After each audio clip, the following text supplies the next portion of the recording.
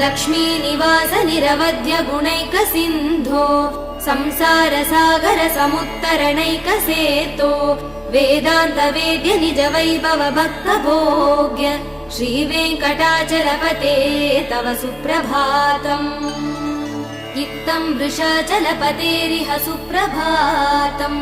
ये मानवा प्रतिदिनं पठितुं प्रवृत्ताः तेषां प्रभातसमये स्मृतिरङ्गभाजा प्रज्ञा परार्थसुलभां परमां प्रसूते। इत्थं वृषाचलपतेरिह सुप्रभातम्।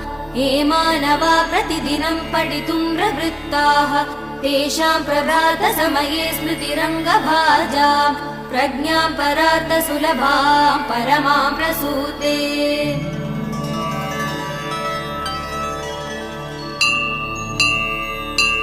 कमला